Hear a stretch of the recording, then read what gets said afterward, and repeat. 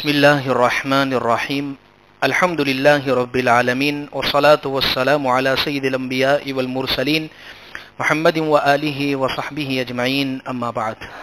अजीज़ बुजुर्गों, क़ससुल अंबिया का जो सिलसिला चल रहा है उसकी आज 20वीं मजलिस है और इंशाअल्लाह आज भी 3 नबियों का जिक्र होगा। 3 नबियों के साथ एक बादशाह की भी कहानी आप सुनेंगे, लेकिन अजीब बात यह है कि ये बादशाह होगा गरीब बादशाह।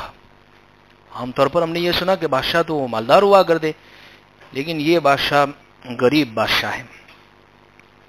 3 नबी कौन से हैं? एक है हजरत यूशा बिन नून, एक हजरत शमूएल और एक हजरत सैयदना दाऊद अलैहिस्सलाम। ये 3 नबियों के इंशाअल्लाह हम किस्से को पढ़ेंगे। हजरत मूसा अलैहिस्सलाम की जब वफात हो गई तो बनी इसराइल के लिए एक संदूक छोड़ कर गए थे, एक पेटी, मूसा अलैहिस्सलाम। अब ये संदूक में क्या था? तो कोई जेवरात, सोना चांदी, ये सब चीजें नहीं थी। वो संदूक में हजरत मूसा और हजरत हारून अलैहिस्सलाम के तबर्रुकात, यानी उनकी बरकत वाली चीजें थी। भाई उनका आसा था, उनका कुर्ता था, उनका जुब्बा था, ये तमाम चीजें थी। और अजीब बात ये होती थी कि वो जब जंगों में जाते, कोई चीज फतह करने के लिए जाते थे, वो संदूक को आगे रखते थे, अल्लाह उनकी बरकत से उनको फतह दे देते थे। ये सब होते रहा इनके साथ और ये लोग इसकी हिफाजत करते थे। हजरत मूसा अलैहिस्सलाम की वफात के बाद अब इनकी कौम की, बनी इसराइल की जो बागडोर है वो हजरत यूशा बिन नून के सिपुर्द हुई। अगर आपको याद हो कि यूशा बिन नून कौन है, तो वही जो हजरत मूसा अलैहिस्सलाम जब खिज़र अलैहिस्सलाम की मुलाकात के लिए गए और साथ में जो खादिम थे वही यूशा बिन नून थे। तो वही अब ये नबी बनाए गए हैं। जब हजरत और ये जो थे हजरत यूशा बिन नून, ये हजरत यूसुफ अलैहिस्सलाम की नस्ल से थे। हजरत मूसा अलैहिस्सलाम की वफात के बाद बनी इसराइल जो है मैदान तीह में 40 साल जब इन्होंने पूरे कर लिए, अल्लाह ताला ने हजरत यूशा बिन नून को हुक्म दिया, वही भेजी कि अब बनी इसराइल को लेकर मुकद्दस सरजमीन जो है फिलिस्तीन, अल्लाह उसकी हिफाजत फरमावे, उसकी तरफ आगे बढ़ो। चुनांचे वहां कुछ कौम है जो सरकश है, जालिम है, उनसे लड़ाई करो, उन्हें शिकस्त दो, इंशाअल्लाह मैं तुम्हारी मदद करूंगा। हजरत यूशा बिन नून ने बनी इसराइल से कहा कि भाई अल्लाह का ये पैगाम है। सबने कहा हाँ हाँ बिल्कुल, हम आपकी बात मानते और आपके साथ चलेंगे। रास्ते में एक शहर आया अरीहा नामी, ये बनी इसराइल के दुश्मनों और अल्लाह के बागियों का शहर था। हजरत यूशा अलैहिस्सलाम और बनी इसराइल ने दुश्मनों को ललकारा। ये लोग सब उस शहर वाले बाहर निकल आए, बनी इसराइल ने सख्त मुकाबला किया, बिलाखिर वो लोग हार गए और बनी इसराइल जीत गए। उसके बाद ये लोग आगे बढ़े, चलते चलते बैतुल मुकद्दस के करीब पहुंच गए। जिस दिन ये बैतुल मुकद्दस पहुंचे हैं वो जुमा का मुबारक दिन था और असर के बाद का वक्त हो गया था। हजरत यूशा बिन नून सूरज को मुखातब होकर कहने लगे, ए सूरज तू भी अल्लाह के हुक्म का पाबंद है, मैं भी अल्लाह के हुक्म का पाबंद हूं। और कहा या अल्लाह, इसे कुछ देर के लिए गुरूब होने से, इसको डूबने से अल्लाह तू रोक दे। ऐसा क्यों किया?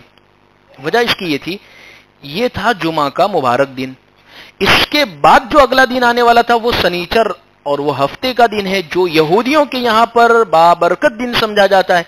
और इस दिन ये लोग लड़ाई नहीं लड़ते, तो शायद हो सके कि ये लड़े नहीं और ऐसे ही फतह मिल जाए। कहा कि नहीं, इसी दिन जो जुमा का मुबारक दिन है, इसी मुबारक दिन में लड़ाई भी हो और इसी दिन ये बैतुल मुकद्दस किबला अव्वल जो है ये फतह भी होना चाहिए।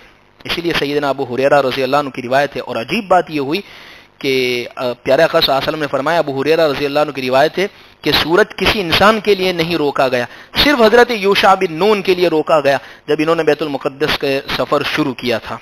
खैर, बैतुल मुकद्दस फतह हो गया। अल्लाह ताला ने बनी इसराइल को हुक्म दिया कि देखो, अब अल्लाह के दरबार में आजिज़ी करो, झुको और यूं कहो हित्ता। ये कहते हुए तुम अंदर घुसना, अंदर एंटर होना और दाखिल होना। मैंने कहा नहीं, ये बनी इसराइल ऐसी कौम थी कि जो नबी बोले उसका उल्टा करने में इनको मजा आता था।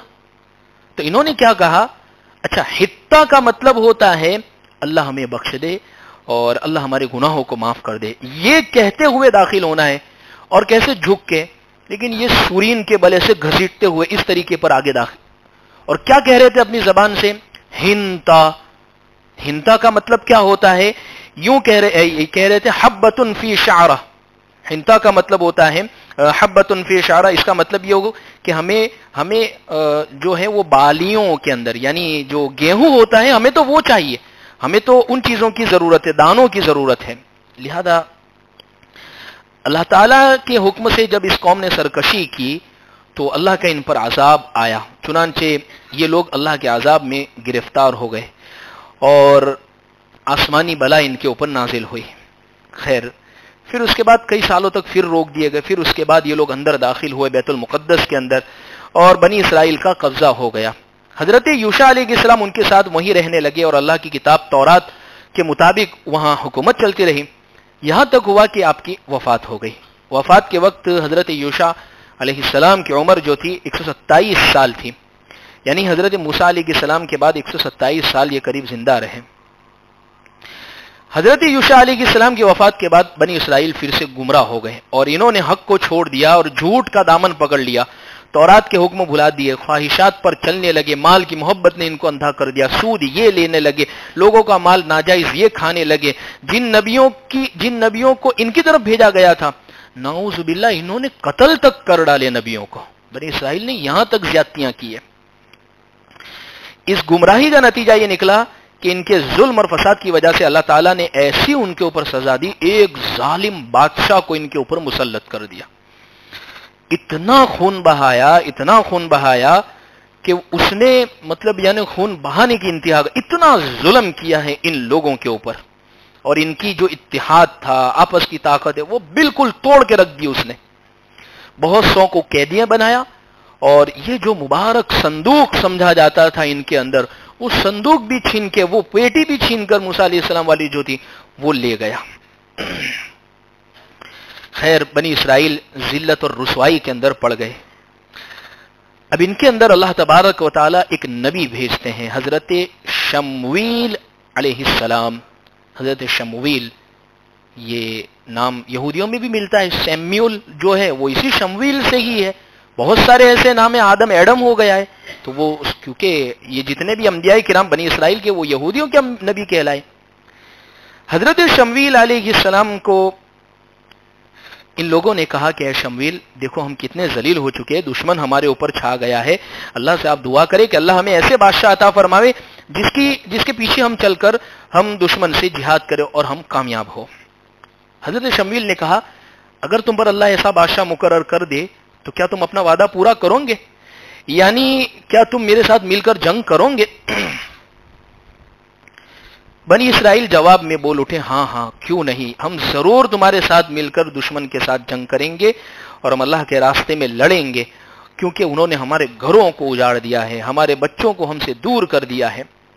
بنی اسرائیل نے حضرت شمویل کو بہت مجبور کیا کہ وہ یہ دعا کرے. آخر حضرت شمویل علیہ السلام نے عبادت میں مشغول ہوئے، نماز ادا کی اور اللہ سے دعا کی اللہ کو ایک بادشاہ ان کے لیے مقرر فرما. اللہ تعالیٰ نے نبی کی دعا کو قبول فرمایا اور انہی میں سے ایک بادشاہ ان کے لیے مقرر کیا اور اس بادشاہ کا نام تھا طالوت. یہ غریب بادشاہ، اچھا یہ بہت غریب تھے. حضرت یعقوب علیہ السلام کے 12 بیٹوں میں 2 بیٹے ایسے، ایک یہودا اور ایک فازہ غالباً نام ہے. ان میں ایک میں حکومت چلی ہے، بادشاہت چلی ہے، اور ایک کو کوئی دوسری چیزیں دی. اور یہ جو تھے وہ بنیامین کی نسل میں سے تھے اور ان کا خاندان غریب ہی رہا ہے. تو جب لوگوں نے یہ دیکھا کہ یہ ہمارے اوپر تو طالوت بادشاہ ہے اور ان کو بنانے کو کہہ رہے، حالانکہ اللہ نے ان کو جسم بھی دیا تھا، عقل بھی دی تھی، جنگی مہارتوں سے وہ واقف تھے، یہ سب چیزیں صلاحیتیں ان میں تھی. حضرت شمویل نے ان کو کہا کہ اللہ نے تمہارے یہ بادشاہ جو طالوت ہے وہ مقرر کیا ہے. تو ان لوگوں کی تو ہوش اڑ گئے اور یہ لوگ یوں کہنے لگے تو ہم تو ایک فقیر آدمی کو کیسے بادشاہ بنا لے؟ بادشاہ تو وہ مال و دولت والا ہو اور یہ تمام چیزیں اس کے پاس ہو، نہ اس کے پاس کوئی مال و دولت ہے، یہ ہمارا بادشاہ کیسے؟ گویا انہوں نے یہ اعتراض حضرت ان پر نہیں کیا تھا طالوت پر، بلکہ یہ اعتراض نبی اور اللہ پر تھا، کیونکہ اللہ اور نبی کی طرف سے یہ تو مقرر ہے. خیر، فرمایا کہ اگر اللہ کی طرف سے ایک نشانی آ جاوے تو کیا تم مان لو گے؟ और अल्लाह की तरफ से निशानी ये आएगी, इन आयत मुल्की अय्यातियकुम ताबूत फीही सकीना। हजरत तालूत का आना हुआ और वो जो ताबूत था, वो जो संदूक था, इनकी बरकत से वापस आ गया। तो फिर उन्होंने माना कि हाँ कोई तो बरकत है इनके अंदर, अब हम इनको मानते हैं। लिहाजा ये लोग खुश हुए। संदूक वापस जब आ गया, अल्लाह का फिर वादा सच्चा हो गया, संदूक इनके पास दोबारा लौट आया और दरअसल फरिश्ते उसको लेकर आए थे। फिर बनी इसराइल को बता दिया गया कि अब ये तालूत ही तुम्हारे बादशाह है, सब इनके पास जमा हो जाओ और अल्लाह की मदद तुम्हारे हाथ पर जाहिर होगी। तालूत ने क्या किया, तमाम लश्कर को जमा किया और उसको दुरुस्त किया और दुश्मन से जंग करने के लिए बैतुल मुकद्दस की तरफ चल पड़े। कई दिन मुसलसल सफर सफर सफर चलता रहा। भूख और प्यास और थकावट बहुत इनको लगने लगी। ऐसे हालात में तालूत ने यह कहा, देखिए रास्ते के अंदर एक नहर आएगी, वहां से गुजर होगा तुम्हारा, लेकिन उस नहर, ये तुम्हारे लिए इम्तिहान की जगह है। बहुत सारे मरतबा अल्लाह माल चीजें सब देकर भी आजमाते हैं कि हमारे बंदे पूरे उतरते हैं या नहीं उतरते। उस नहर पर से जब तुम्हें देखो तो अल्लाह देखते हैं तुम्हारा ईमान कितना मजबूत है। तुम में से कोई भी उसमें से पानी नहीं पिएगा, जिसने पानी पिया वो मेरे में से नहीं, यानी वो मेरे साथ नहीं चल सकेगा। जब वो नहर आई, बहुत सारे लोग, अक्सर लोग, ये लोग सब जो निकले थे 70,000 के करीब थे, लेकिन जब इससे आगे बढ़े तो एक रिवायत में ये बात मिलती है कि इतने ही रह गए जितने गज़वा बदर के अंदर सहाबा थे, यानी 313 या 300 के आसपास ही ये लोग रह गए। अच्छा, इस नहर में से अक्सर ने पानी पी लिया और कुछ लोगों ने सिर्फ चुल्लू भरा था, चलो उनको तो माफ कर दिया गया कि वो लोग साथ में रहेंगे। फिर जब ये लोग उस मैदान में पहुंचे, और मैदान में किससे मुकाबला था? इनका मुकाबला एक ऐसे शख्स के साथ था जिसको जालूत कहा जाता है। जालूत के लश्कर से मुकाबला था, और जालूत का जो लश्कर था वो इनसे कई गुना बड़ा था। और इनका ये जो लश्कर का जो ये सरदार था जालूत, बाइबल के अंदर गालिबन इसका नाम कुछ मिलता है, ये जालूत वाला, और वाकया ये इसमें भी, तो बाइबल में भी ये वाकया मौजूद है। बहुत सारे वाकयात इसमें मौजूद है क्योंकि मूसा अलैहिस्सलाम और बनी इसराइल की कौम के वाकयात हैं। इतना जालिम और जाबिर था। एक तो उसकी हाइट बॉडी बड़ी जबरदस्त थी, जालिम बड़ा, सरकश बड़ा था।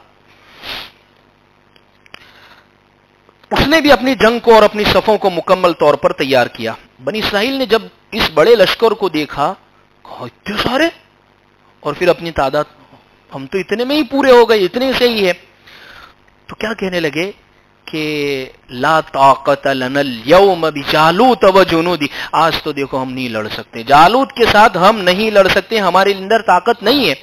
अच्छा, इनमें जो पुख्ता ईमान वाले थे वो बोल पड़े कि फतह जो है, कामयाबी जो है, न तादाद की वजह से होती है न तैयारी की वजह से होती है, फतह तो सिर्फ अल्लाह की मदद की वजह से हुआ करती है। लिहाजा फरमाते हैं कि बहुत सारी ऐसी जमातें हैं जो तादाद में बहुत कम है लेकिन वो गालिब आ जाई। खैर, फिर फरमाया कि जो सब्र करेगा जम जाएगा, अल्लाह उसके साथ है। दोनों लश्कर आमने सामने हुए। जालूत ने एक सख्त कड़क आवाज के अंदर ललकारा, कोई है मेरे मुकाबले पर? ये एक तरीका हुआ करता था सामने वाले लश्कर पर रौब डालने के लिए, जैसे आप गज़वा बदर में देखें, गज़वा उहद में देखें, वहां से निकल कर आ रहे कौन है जो हमारे मुकाबले, ये एक तरीका होता है कि सामने वाले मरऊब हो जावे। ये जंग हुआ करती थी। बनी इसराइल के लश्कर पूरा के पूरा खामोश। वो जानते थे कि जालूत बहुत जंग की हर टेक्निक को ये जानता है। जब कोई भी ना बोला तो जालूत फिर अपनी भद्दी और बुरी आवाज में पुकारा, क्या तुम में कोई ऐसा बहादुर नहीं है जो मेरा मुकाबला कर सके? सब बुज़दिल लोग हो क्या तुम सारे के सारे? इस पर भी सब खामोश हुए, लेकिन एक कम से नौजवान वो निकले। ये कौन थे? ये हजरत दाऊद अलैहिस्सलाम थे। अभी नबी नहीं बने, अभी एक नौजवान है, बस इनकी एक लश्कर के अंदर। बस वो आगे निकल कर कह रहे हैं, मैं तेरा मुकाबला करूंगा। लश्कर के यहां के जो सिपे सालार थे, हजरत दाऊद अलैहिस्सलाम के लश्कर के जो आगेवान थे, हजरत तालूत, उन्होंने कहा कि नहीं, तुम अभी बच्चे हो, छोटे हो, इतना लड़ाई का तजुर्बा नहीं है, लिहाजा वो इतना बड़ा बहादुर है, उसके पास देखो क्या क्या चीजें हैं, लिहाजा अब पीछे चले जाओ। खैर, अक्लमंदी भी यही थी, उनको वापस भेज दिया गया। फिर वो पुकारने लगा, फिर हजरत दाऊद अलैहिस्सलाम आगे आ गए, کہا کہ نہیں، میں بالکل آپ سے وعدہ کرتا ہوں کہ میں اس سرکس کو قتل کروں گا اور میں اس کو ماروں گا. تو حضرت یہ طالوت جو تھے انہوں نے یہ کہا کہ اگر آپ اس کو کر دیں گے قتل تو میں وعدہ کرتا ہوں کہ جو بھی اس کو قتل کرے گا میں اپنی بیٹی سے اس کی شادی کر دوں گا، بادشاہت میں اس کو اپنے حصے دار بنا دوں گا. خیر حضرت داؤد علیہ السلام باہر آئے اور طالوت نے پھر ایسے ہی للکارا. جیسے ہی حضرت داؤد علیہ السلام طالوت کے سامنے پہنچے تو یہ یوں کہنے لگا، اوپر سے نیچے سے ہوتا ہے نا بعض مرتبہ، یہ لڑنے کے لیے آئے ہیں مجھ سے، کیونکہ وہ ایک طاقت کے نشے کے اندر تھا. تو کہا کہ جا بچے مذاق مت کر، جا کسی اور طاقتور کو بھیج دے. حضرت داؤد علیہ السلام بولے میں تو لڑنے کے لیے تیار ہوں، آگے آؤ میرا مقابلہ کرو. جالوت نے کہا بچے میں تجھے قتل نہیں کرنا چاہتا، جا تو واپس چلا جا، تو سمجھتا نہیں کہ تو معمولی ایک بچہ ہے. داؤد علیہ السلام مسکرائے اور بولے لیکن میں تو تجھے قتل کرنا چاہتا ہوں. اس پر یہ جالوت کو بہت غصہ آیا اور اس نے تلوار لی اور حضرت داؤد علیہ السلام کی طرف آگے بڑھا. داؤد علیہ السلام کے ہاتھ کے اندر کوئی گوپیہ جیسا ایسی کوئی چیز رکھی تھی، گوفن نما کوئی ایسی چیز تھی کہ جس کے اندر آگے پتھر بھرا ہوا تھا اور ایسی کوئی چیز تھی. آپ نے اس کو گھما کر جو پھینکا ہے وہ سیدھے اس کے سر پر لگی اور اس کا سر پھٹ گیا اور وہیں پر وہ گرا اور وہیں پر اس کی موت ہو گئی. لشکر کا سپہ سالار ہی مارا گیا. جس لشکر کا کوئی آگے وان نہیں ہے اس کا کون پرسان حال ہوگا. وہاں تو افراتفری ہو گئی، لوگ بھگدڑ مچ گئی اور سارے کے سارے لوگ بھاگنے لگے. اور اس میں یہاں سے حکم ہوا اور آگے اپنے لشکر کو بڑھایا حضرت طالوت نے اور پورا لشکر گتھم گتھا ہوا اور اللہ تبارک و تعالیٰ نے ان کو جیت عطا فرما دی. اللہ فرماتے ہیں مومنوں نے اللہ کے حکم سے کافروں کو شکست دی اور داؤد علیہ السلام نے جالوت کو قتل کیا اور اللہ تعالیٰ نے داؤد علیہ السلام کو بادشاہی اور حکمت عطا کی اور جو چاہا اللہ نے سکھایا. خیر اب ظاہر سی بات ہے کہ جالوت کے قتل کے بعد حضرت طالوت جو بادشاہ تھے انہوں نے اپنا وعدہ کیا، اپنی بیٹی سے داؤد علیہ السلام کی شادی کر دی اور اپنے لشکر کا سپہ سالار بھی ان کو بنا دیا. اس طرح داؤد علیہ السلام بہت مشہور ہو گئے، بنی اسرائیل ان سے بڑی محبت کرنے لگے، وہ طالوت سے بھی زیادہ ان کے محبوب بن گئے. اور یہ داؤد علیہ السلام کی عاجزی اور ان کی تواضع تھی جس کی وجہ سے اللہ نے ان کو یہ فضیلت عطا فرمائی. اللہ کا بہت شکر کرنے والے، بہت تسبیح پڑھنے والے. کچھ مدت گزری اس کے بعد طالوت بھی فوت ہو گئے. حضرت داؤد علیہ السلام بادشاہ بن گئے، حکومت کی باغڈور ان کے ہاتھ میں ہے اور اس عرصے میں اللہ نے ان پر زبردست انعام یہ فرمایا کہ اللہ نے ان کو نبوت بھی پھر عطا کی. آپ لوگوں کے درمیان میں بہت انصاف کے ساتھ حکومت کرتے تھے، آپ کو آپ کی نرمی کی وجہ سے جانا اور پہچانا جاتا تھا. اللہ نے انہیں علم دیا، حکمت دی اور بہت ساری ایسی چیزوں سے نوازا ہے. اللہ نے آپ کو 4 کتابیں ہم کہتے ہیں کہ آسمان سے نازل ہوئی، اس میں ایک زبور جو حضرت داؤد علیہ السلام پر نازل ہوئی، اس میں شریعت کا اتنا وہ حکم نہیں تھے، شریعت کے احکام نہیں تھے، اس میں نصیحت کی باتیں تھیں. اور گویا کہتے ہیں کہ شعر جس انداز میں پڑھا جاتا ہے ایسے وہ کتاب پڑھی جاتی تھی ترنم کے اندر. حضرت داؤد علیہ السلام جب پڑھتے تھے تو پرندے رک جایا کرتے تھے، درخت جھومنے اور پہاڑ جھومنے لگ جایا کرتے تھے. اور آپ کی آواز بھی بڑی پیاری تھی، خوبصورت آواز میں آپ بہت پرویزگار تھے، ہمیشہ عبادت کرنے والے تھے، بہت تسبیح پڑھنے والے تھے، رات کو قیام فرماتے تھے، رات کے حصے میں یہ تہجد اور زبور پڑھا کرتے تھے آپ. اور آپ کی خوبصورت آواز بڑی پیاری تھی اور آپ بہت روزہ رکھنے والے تھے. اللہ تعالیٰ نے آپ پر بہت سارے احسانات فرمائے. لکھا ہے کتابوں کے اندر 10 اللہ نے نعمت حضرت داؤد علیہ السلام کو عطا فرمائی. فضیلت 10 چیزیں، بڑی اہم چیزیں. سب سے پہلی چیز اللہ نے آپ کو نبی بنایا. دیکھیے نبوت دنیا میں ہر چیز انسان حاصل کر سکتا ہے، دنیاوی اعتبار سے ملٹی بلینر ملینر بننا چاہے کر سکتا ہے، محنت کرے ہو جائے گا. دینی اعتبار سے عالم، حافظ، مفتی، قاری، ولی، کتب، ابدال، غوث، فلاں فلاں بننا چاہے بن سکتا ہے. نبی نہیں بن سکتا ہے کتنی بھی محنت کر لے، یہ صرف اللہ ہی بناتے ہیں. تو ایک تو اللہ نے ان کو نبی بنایا. دوسری چیز بادشاہت ان کو عطا فرمائی. بادشاہ بننا یہ بہت بڑی چیز ہے. اللہ تبارک و تعالیٰ نے ان کو زبردست بادشاہت اور حکومت عطا فرمائی ہے. جیسے بعض لوگ یہ کہہ دیتے ہیں کہ حکومت اور بادشاہ چلانا یہ دینداروں کا کیا کام ہے، دینداروں کا اس سے کیا مطلب ہے، علماء کا اس سے کیا لینا دینا. اللہ تو نبی کو بادشاہ بنا رہے، حکومت کی باغڈور ان کے ہاتھ میں، وہی تو بتائیں گے کہ کیسے دین کے اعتبار سے چلنا ہے. تیسری چیز اللہ نے ان کے ہاتھ کے اوپر لوہا جو ہے لوہا وہ نرم کر دیا تھا. اور پیارے آقا صلی اللہ علیہ وسلم نے فرمایا کہ حضرت داؤد علیہ السلام کا طریقہ اختیار کرو, اپنے ہاتھ کی کمائی کھایا کرو, کسی پر نہ بوجھ بنو, نہ ایسا توکل کرو کہ جس میں نیورے بن جاؤ. جیسے بہت سارے اللہ توکل اور پان گٹ کے چبا کر محلے میں بیٹھے رہتے, کچھ کرنا نہیں ہے, بس اللہ توکل, یہ نیورے ہیں. اور بعض لوگ مطلب پیارے آقا صلی اللہ علیہ وسلم اصل میں اس میں یہ بتلانا چاہتے کہ داؤد علیہ السلام اپنے ہاتھ سے محنت کرتے تھے. بھائی لوہا بناتے, بھائی حکومت سے انہوں نے کوئی پیسہ نہیں لیا, اپنی محنت کرتے تھے. لوہا ان کے ہاتھ میں کیسا ہو جاتا تھا, جیسے ایک موم. آج کے دور میں موم بھی چھوڑیے, وہ بچے جو کلے سے جو کھیلتے ہیں, بس وہ ایسی تھی حضرت داؤد علیہ السلام کے. بھائی کیا بنانا ہے, زیرہ بنانی ہے تو حضرت داؤد علیہ السلام اس کی کڑیاں جوڑ دیتے. بھائی سانکل بنانی ہے تو ایسے بنا لیتے تھے.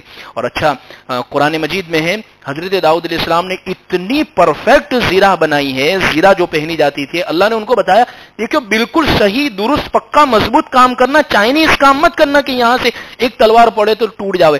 اس لیے جو جگہ مضبوط ہے, جیسے سینے پر وار ہوتا ہے, یہاں کندھے پر وار ہوتا ہے, اور اسی طریقے سے سر پر وار ہوتا ہے, تو یہاں زیادہ لوہا ڈال کر یہاں سے زیرہ مضبوط. اور آج بھی جو لوگ زیرے بناتے ہیں, زیرہ بختر جو پہنے جاتے ہیں, وہ وہی طرز پر بنتی ہے جو حضرت داؤد علیہ السلام. معلوم اس سے بات ہوتی ہے مستقل یہ انجینئرنگ کا جو فن ہے وہ حضرت داؤد علیہ السلام نے دیا ہے. دنیا کی سب سے پہلے اسٹیل میل اور لوہے کی میل اگر کسی نے قائم کی, وہ حضرت داؤد علیہ السلام نے قائم کی. تو یہ تیسری چیز. چوتھی چیز جو ان کی فضیلت کی, صوم داؤد. حضرت داؤد علیہ السلام جو روزہ رکھتے تھے, حضور نے فرمایا سب سے افضل روزہ حضرت داؤد علیہ السلام کا. کسی کو اگر بہت زیادہ روزے رکھنے تو داؤد علیہ السلام والے روزے رکھے. ایک دن روزہ رکھتے تھے اور ایک دن افطار کرتے تھے. جیسے بعض مرتبہ ہم کیا کرتے ہیں, بھائی 4 مہینے کے روزے, بھائی ایسا کوئی ضروری نہیں ہے, ثابت نہیں ہے. روزہ اگر بہت رکھنا ہے اور بہت شوق ہے, طلب ہے, تو ایک دن رکھے اور ایک دن چھوڑے. اس کا فائدہ کیا ہوگا کہ بھئی ہمیشہ روزہ رکھیں گے تو پھر تو وہ ایک روٹین اور ایک عادت ہو جائے گی, تو اتنی مشقت نہیں. ایک دن رکھو اور ایک دن چھوڑو تو اس میں بوجھ بھی ہوگا, کیونکہ ایک دن کھانے میں گزرا ہے, اور پھر روزہ تو مشقت, تو اس میں پھر مزہ اور لطف آئے گی. یہ حضرت داؤد علیہ السلام والا روزہ. پانچویں چیز جو حضرت داؤد علیہ السلام کو ملی تھی وہ جسمانی طاقت اور قوت. اتنی زبردست, آپ نے دیکھا بھی کیسی طاقت, بڑے زبردست تھے حضرت داؤد علیہ السلام. چھٹی چیز, اللہ کی طرف بہت رجوع کرنے والے, ہر ایک چیز میں اللہ کی طرف رجوع کرنے والے. ساتویں چیز, صبر کرنے والے بہت تھے حضرت داؤد علیہ السلام, بڑا زبردست انہوں نے صبر کیا. آٹھویں چیز جو اللہ نے ان کو عطا فرمائی, آواز حضرت داؤد علیہ السلام کی بہت پیاری تھی, بڑی سریلی آواز تھی. اس لیے جنتی جب جنت میں چلے جائیں گے تو اللہ سب سے پہلے جو قرآن سنائیں گے وہ حضرت داؤد علیہ السلام کی آواز میں سنائیں گے کہ داؤد پہلے آپ سناؤ, پھر نبی سنائیں گے, پھر اللہ خود سنائیں گے قرآن کو. نویں چیز, لوگوں کے اندر فیصلہ کرنے کی صلاحیت جو اللہ نے عطا فرمائی تھی وہ حضرت داؤد علیہ السلام کو بڑی. جوڈیشری, قضا جوڈیشری کیسے چلائی جاتی ہے, لا اور آرڈر کو کیسے مینٹین کیا جاتا ہے, فیصلے لوگوں, بہت بہت بڑا کام ہے. حضرت داؤد علیہ السلام نے بڑا زبردست فیصلہ کر کے سکھایا ہے کہ کیسے لوگوں کے درمیان میں انصاف کیا جاوے. اور 10ویں چیز اللہ نے جو عطا فرمائی ہے وہ ان کو حکمت عطا فرمائی. حکمت کس کو کہتے ہیں, حکمت ہم کہتے ہیں حکمت سے کام ہو. حکمت کہتے ہیں ابھی دین کا کیا فیصلہ ہے, ابھی دین ہماری شریعت ہم سے کیا تقاضا کرتی ہے, اس کو کہتے ہیں حکمت. دیکھیے حضور پیچھے بھی ہٹے ہیں, آگے بھی بڑھے ہیں, جنگ بھی کی ہے, لڑائی بھی کی ہے, برداشت بھی کیا ہے, صبر بھی کیا ہے, مکی زندگی بھی ہے, مدنی زندگی بھی ہے. ہر اعتبار سے ایسا نہیں ہے, جیسے علامہ اقبال نے کہا ہے کہ عجیب ہے یہ قوم کا حال کہ جب آیا وقت قیام تو یہ سجود میں چلی گئی, جب کھڑے رہنے کی ضرورت پڑی تو یہ قوم سجدے میں اللہ سے مانگ رہی ہے. تو یہ حکمت نہیں ہے. حکمت یہ ابھی شریعت کیا کہتی ہے, اور یہ حکمت ایسے ہی نہیں آئے گی. حکمت کہیں ملتی نہیں ہے کوئی دکان میں سے. کتابیں, اللہ والوں کی کتابیں پڑھنے سے ملے گی, ماں باپ کی خدمت میں بیٹھنے سے ملے گی, نیک بزرگ بوڑھے اور ان کے پاس وقت گزارنے سے یہ حکمت ملے گی. آج کل یہ واٹس ایپ یہ اور یہ جتنے بھی فیس بک یہ ہیں ان کے پاس بھی حکمتیں کافی ہوا کرتی ہے, لیکن وہ حکمتیں صرف دنیاوی حد تک کام کرتی ہے, وہ عجیب عجیب قسم کی چیزیں بیان کرنا. تو خیر عزیز بزرگوں, کہنے کا ماحصل یہ ہے کہ اللہ تبارک و تعالیٰ نے حضرت داؤد علیہ السلام کو یہ 10 فضیلتیں عطا فرمائی تھی. اور اسی طریقے سے حضرت داؤد علیہ السلام وہ پہلے انسان ہیں جنہوں نے زیرہ بنائی. ایک واقعہ پیش آیا حضرت داؤد علیہ السلام کے دور میں. واقعہ کیا پیش آیا, ایک مرتبہ حضرت داؤد علیہ السلام کی آزمائش, دیکھیے اللہ نبیوں کو آزماتے بھی ہے. ایک مرتبہ حضرت داؤد علیہ السلام بیٹھے عبادت میں مشغول اور اللہ سے کہہ رہے ہیں اللہ کتنی فضیلت ہے, یعنی بہت اطمینان والی زندگی اور سکون والی زندگی اللہ نے ان کو عطا فرمائی تھی. بادشاہت کے اعتبار سے بہت اطمینان والی. لیکن اللہ کی طرف سے اب آزمائش ہوئی. ایک مرتبہ 2 شخص دیوار پھاند کر آپ کے گھر میں آ گئے. حضرت داؤد علیہ السلام کو اطلاع کیے بغیر, اور حضرت داؤد علیہ السلام نے اپنی زندگی کو بہت زبردست مینٹین کیا تھا. ایک دن عبادت, ایک دن لوگوں کے فیصلے, اور ایک دن گھر والوں کے لیے. یہ بہت ضروری چیز ہے زندگی کے اندر. روٹین جس کے اندر ہوتا ہے وہ بہت کام کر لیتا ہے. یہ بہت ضروری چیز ہے. اچھا, یہ دونوں حضرات حضرت داؤد علیہ السلام کے پاس آئے تو آپ گھبرا گئے. کہا کہ گھبرائے نہیں, ہم دونوں تو اپنا ایک مقدمہ لے کر آئے ہیں اور آپ کے پاس فیصلہ کروانا چاہتے ہیں. بھئی کیا ہے فیصلہ؟ آپ انصاف سے فیصلہ کر دیجئے. حضرت داؤد علیہ السلام سے یہ لوگ کہنے لگے ان ھذا اخی لہ 99 نعجہ ولی نعجۃ واحدہ فقال اکفلنیھا واعذنی فی الخطاب. دیکھیے یہ میرا بھائی ہے, اس کے پاس 99 بکریاں ہیں, 99 بکریاں ہیں, اور یہ میرے پاس ایک بکری ہے. یہ مجھے یوں کہتا ہے کہ مجھے ایک بھی دے دے تاکہ سینچری میری پوری ہو جاوے. اب آپ انصاف کے ساتھ ہمارے درمیان میں فیصلہ فرما دیجئے. حضرت داؤد علیہ السلام نے فرمایا بھئی یہ تو سراسر ظلم ہے, اور یہ تو آپ کی طرف سے زیادتی ہے, اور قرآن اس کو یوں نقل کر رہا ہے وَإِنَّ كَثِيرًا مِّنَ الْخُلَطَاءِ لَيَبْغِي بَعْضُهُمْ عَلَى بَعْضٍ إِلَّا الَّذِينَ آمَنُوا. بہت سارے شریک اور بہت سارے پارٹنرز ایسے ہوا کرتے ہیں آپس میں جو ایک دوسرے پر ظلم ہی کرنے والے ہوتے ہیں. آج کل دیکھیں نا پارٹنرز, جتنے بھی پارٹنرشپ ہوا کرتی ہے, کیا حال ہے پارٹنرز پر, ایک دوسرے پر ظلم کرنے والے ہوتے ہیں. اس لیے پارٹنرشپ ہمارے دیار میں, ہمارے یہاں پر اتنی چلتی نہیں ہے. کیوں نہیں چلتی؟ امانت ہے, خیانت ہے. کیوں نہیں چلتی ہے؟ ایک دوسرے کا حق کھا جانا ہے, ایک دوسرے کو حساب نہیں بتانا ہے, ایک دوسرے سے نفع چھپا لینا ہے. اس لیے وہ پارٹنرشپ پنپتی نہیں ہے. ورنہ آپ دنیا کے قوموں کا اور دنیا کی کمپنیوں کا ذرا سروے کیجئے. بڑی بڑی بلینر کمپنیاں جو ہے وہ آپس میں مرج ہو رہی ہے, وہ پارٹنر بن رہی ہے, اور وہ کروڑوں کا نفع, ابجوں کا نفع کرتی جا رہی ہے, وہ بلین کا نفع کرتی جا رہی ہے. وجہ امانت ان کے اندر ہے, حساب ان کے اندر بڑا زبردست ہے, ایک دوسرے کے حق کو ادا کرنا ہے. اس لیے حضرت جنید جمشید شہید رحمۃ اللہ علیہ حضرت مفتی تقی عثمانی صاحب کے پاس گئے, کسی ایک بندے کو ساتھ میں لے کر کہا کہ حضرت ہم دونوں پارٹنر بننا چاہتے ہیں, پارٹنر میں کاروبار شروع کرنا چاہتے ہیں. تو حضرت نے 3 باتیں بتائی ہے کہ ہر پارٹنر یہ 3 کام کر لے انشاءاللہ چوتھا ان کا جو شریک اور تیسرا ان کا جو شریک ہے وہ اللہ ہو جائیں گے, اور اللہ ان کے کاروبار میں برکت عطا کریں گے. کیا باتیں ہیں؟ سب سے پہلی چیز یہ لکھو, ہر کام لیکھت میں ہونا چاہیے. منہ زبانی آپ کتنے ہی دیندار, کتنے ہی اخلاق والے, نمازی, روزے, حاجی, آپ کی سجدے سے سر نہیں اٹھتا ہے, آپ اپنے گھر, لیکن جب معاملات کی بات آئے گی تو وہ لکھ کر ہی ہوگا, بغیر لکھے نہیں ہوگا. پہلا کام یہ کرے کہ سب سے پہلی یہ چیز لکھے کہ اگر آئندہ چل کر اگر یہ پارٹنرشپ چھوٹی کرنے کی نوبت آئی, ہمیں الگ ہونا ہے, اس کی شکل کیا ہوگی. پہلی بات یہ لکھیے. اس میں سے میں سمجھتا ہوں 50% کے لوگ تو پارٹنر ہوں گے کسی نہ کسی بھی طریقے سے. یہ شرط, ہم یہ سب کب کرتے ہیں؟ جب لڑائی ہوتی ہے تو پھر وہ اس کو حساب واٹس ایپ کرے گا, یہ اس کو حساب فلاں کرے گا, یہ اس کو لکھ کر بھیجے گا, وہ مفتی صاحب کے پاس مسئلہ پوچھنے کے لیے آئے گا. حالانکہ یہ سب پہلے کرنے کی ضرورت ہوا کرتی ہے. پہلا کام. اچھا, دوسرا کام یہ کرے, دونوں عہد کرے, وعدہ کرے اللہ کے حضور بیٹھ کر کہ ہم ایک دوسرے کے ساتھ کبھی خیانت نہیں کریں گے. ورنہ جس نے ذرا بھی پیسے نکال لیے گلے کے اندر سے, اس میں سے برکت ختم ہو جائے گی. بالکل ایمانداری کے ساتھ. 2 باتیں. تیسری بات یہ ہے کہ یہ جو کما رہے ہو, اس کمانے میں اللہ کا حق کیا رکھا ہے آپ لوگوں نے؟ یعنی اللہ کے نام پر صرف للہ آپ کتنا دیں گے؟ یہ بہت بڑی بات ہے. ہم نے کمانا صرف یہ سمجھ لیا کہ میں کھاؤں, میرا گھر بھر جاوے, میرے بچے سکھی. ہم نے دوسروں کے لیے, غریبوں کے لیے کیا کیا اس کمانے کے اندر؟ یہ بہت بڑی ذمہ داری ہے. تو یہ 3 چیزیں ہیں. خیر, تو یہ حضرت داؤد علیہ السلام نے یہ بات کہی, وہ ان کثیر, بہت سارے شریک وہ ہوتے جو ایک دوسرے پر ظلم ہی کرنے والے ہوتے. اس لیے عزیز بزرگوں, ہمارے حضرت مفتی احمد صاحب رحمۃ اللہ علیہ پٹنی جو خانجان کے شیخ الحدیث تھے, ان کے پاس جب 2 پارٹنر جایا کرتے تھے اور بیٹھتے تھے کہ حضرت ہم دونوں نے پارٹنرشپ شروع کی ہے, تو حضرت سب سے پہلا یہ سوال, لڑوں گے کب آپ لوگ؟ اکثر یہی ہوتا ہے. لیکن اس طرح آپ دیکھیں نا, فورڈ کمپنی, اس کے علاوہ بڑی بڑی کمپنیاں, یہ سب پارٹنر پر چل رہی ہے, بغیر پارٹنر کے بڑی بڑی, لیکن ان کا حساب بہت صاف ستھرا. یعنی ایک آدمی بھی ایک سرچ کرے گا گوگل پر, پورا لسٹ مل جائے گا کون کتنے فیصد کا اس میں پارٹنر ہے, کیسے یہ پارٹنرشپ الگ ہوگی, ان کو نکلنا ہے تو طریقہ کیا ہوگا.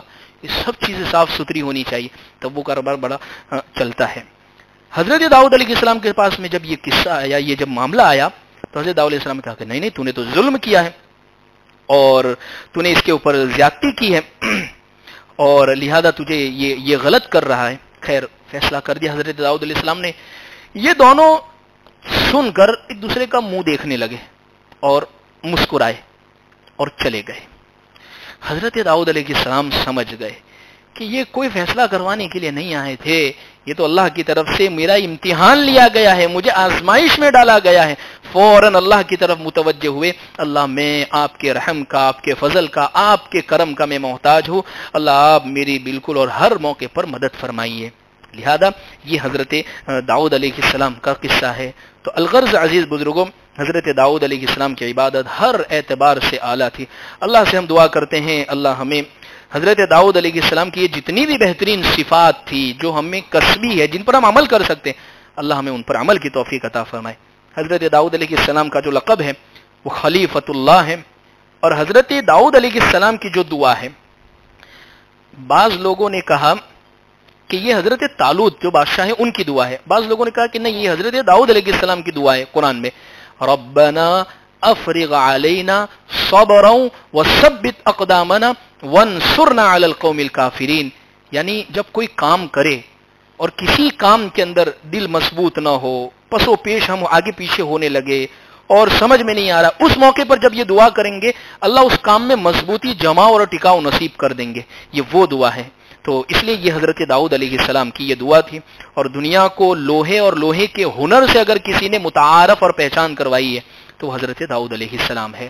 اللہ ہمیں ان باتوں پر عمل کی توفیق عطا فرمائے۔ وآخر دعوانا الحمدللہ رب العالمین۔